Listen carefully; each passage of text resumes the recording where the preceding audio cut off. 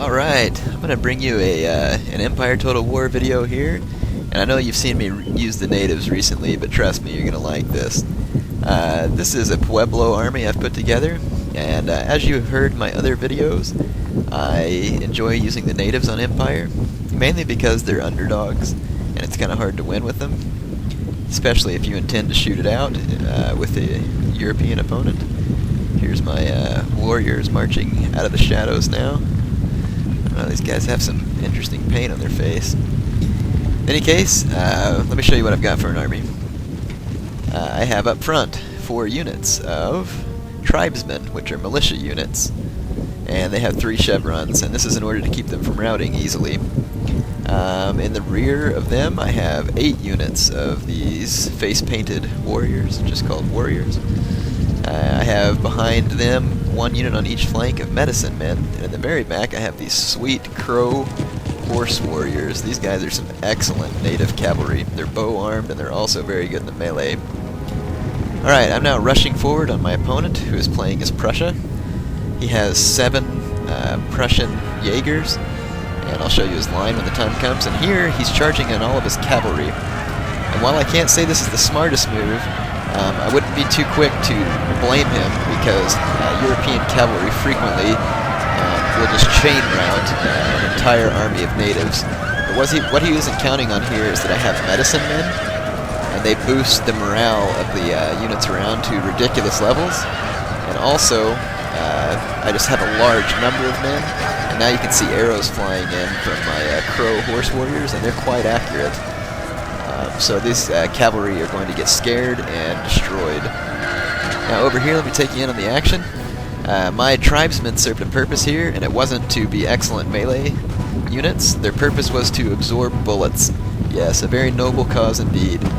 And to be certain, I didn't tell them of their great and grand mission before the battle, but they've accomplished it very well. Now as you can see, the Prussian line has fired off its volleys, and the Jaegers have fired their volleys, yet my men are just now routing. And I don't even care if they do rout, because now it's too late for the Prussians to reload, and look who's coming to town. That's right, my warriors. It's not Santa Claus. In fact, they have no plans to give any gifts, except for a swift tomahawk to the spine, and that's not going to be pleasant. So you can see the Prussians get off a few shots, but because they've wasted most of their volley on my tribesmen, it's not going to be significant. Let me just show you how bad these upgraded warriors will own European infantry in a melee. Let's get some of this fight here. Here they are up close. You can imagine, Prussians would certainly not be used to seeing anything like this, so I'm surprised they haven't routed already. You can see they have units already wavering. This is a unit of superior line infantry, and you have to remember these guys are very good, very tough in a melee fight, and they're just getting creamed by my warriors, and worse as more of my warriors arrive on station. The men that I had in that cavalry scrum are now here, and then watch this. This is where it really gets bad. As if my warriors weren't owning them badly enough, now my crow horse warriors have come and chased off the enemy general. I can't remember if they killed him, we'll see. And now these Prussians have a real problem. Here comes an old school hammer and anvil assault, and this is going to be decisive. And here it comes. And that superior line infantry goes from 80, drops immediately to 70, and then now it's down to 60, 50, yep, down to 50. And then the 40, yeah, so that was bad. So anyway, that was an old, who knew Indians knew Alexandrian tactics here. But I want you to look at this Prussian army from the higher up satellite view here. That was what I like to call Pueblo total ownage. And Prussians are no slouches in a melee fight, and he had a lot of rifles too. So you can see that this strategy was extremely effective in bringing down this much tougher European opponent. But now my opponent wanted a rematch. I'll let you read the results there. And I gave him a rematch, and I'll give you the highlights from that as well. Alright, here's some highlights from the second battle with my Pueblo total ownage army. And I'm using my meat shield tactic again. My opponent's using slightly better tactics, which he's got his forces split up. But the problem is that I have such a wide meat shield line that it's just not going to do him any good. And he's actually only even doing minimal damage to some of my units here because they're running and they're pretty well spread out. These militia units don't stand shoulder to shoulder like European units. And now he's actually doing something that's kind of smart, which is running away with his Jaegers. That's a very good idea. And he's luring me into these superior line that are standing on that hill. But once again, my militia units are just meat shield, and I could care less if they get shot to pieces because my extremely tough warriors will be coming up behind them. So he has his Jaegers on skirmish, which is a lot smarter. That means that my men are going to chase him and get tired. And with melee units, you don't want your men to get too tired. So I just go ahead and send my militia clear on up into his superior line infantry that's up on this hill. And I just want them firing off their volleys, and that is exactly what they're doing. Another bad thing about superior line is that they fire like guards. Against infantry, they fire by platoon. And to me, this just, even though they fire very accurately, it doesn't have the same devastating effect as a volley. But I'm not going to say that those type of infantry aren't good. Alright, so let's take a look. My warriors, my tribesmen have these superior line to where they can't fire, and look who's coming. Here's my warriors, and they want blood, and they will get it. These superior line infantry, even being as good as they are, do not stand a chance against my warriors. In fact, you can see their numbers just dropping rapidly. They've already lost 20 men. And over here, I got into a pretty rough fight with this cavalry. And again, I've lost some warriors because this heavy cavalry charge did its business. But I have more warriors here that are holding their ground because they're so upgraded. And one thing you need to notice about these crow warriors is that they have 2 chevrons, and so on top of already having like 10 morale and 14 attack, they now got even higher stats than that. And so against heavy cavalry, my crow warriors are actually quite a match, and you wouldn't be able to just plow right through them.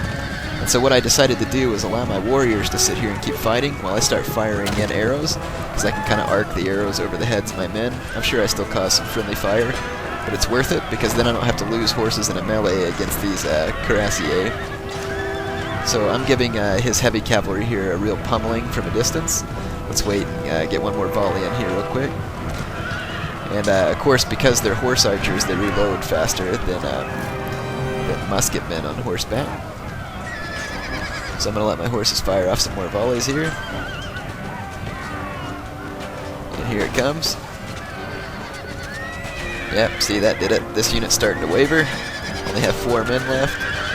3 men. And then this unit's just gotten cut down all the way to about 25 from 35 just a second ago. So these crow horse warriors are extremely effective. Even if you brought your heavy cavalry into a melee fight with them, there's a good chance your heavy cavalry would lose. Now what would be effective against these crow horse warriors is a combination of light dragoons and heavy cavalry. That would be effective. Look at me running down these poor guys here. These Prussians, I'm sorry, but my army here, I built it. I was looking for a native build that could be competitive with European factions, and to be honest, this build is probably too competitive. And I'm not trying to say that my army is invincible, but it's very, very strong. It would not be easy to beat the army I brought here with any combination of builds I can think with from different European factions. You would have to use some very distinct tactics, which I'm not going to get into because I don't want my army to get ruined. I like it. No, I don't use this army every time as a cheap way, and no, I don't use it in ranked games to get cheap, quick command stars either. So, as you can see, my men are just going to completely mop up the Prussians again. As soon as the melee fight begins, these Prussians don't have a chance, which is really interesting because Prussians are actually very good in the melee on a typical basis.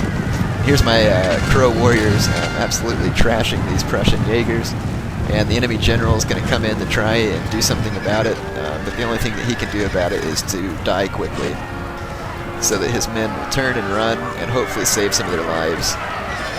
Yeah, I love these crow horse warriors. These guys are awesome. Here's that poor general's bodyguard guy that's going to get thrashed. Wish I could find the enemy general. I know he's in here somewhere.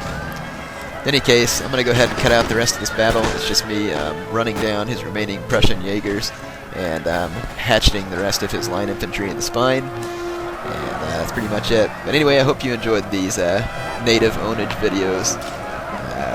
I'll get to the results screen so that you can see the results for this battle.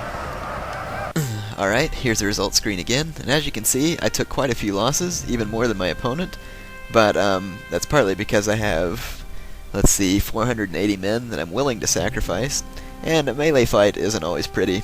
But since I had 1,890 men, even though I lost 1,000, I still had a significant number of men remaining. So, as you can see, this army is extremely effective, probably a little too overpowered, but I finally found a way, like I'd been looking for, in which the natives could fight competitively with the Europeans. Hope you enjoyed these videos.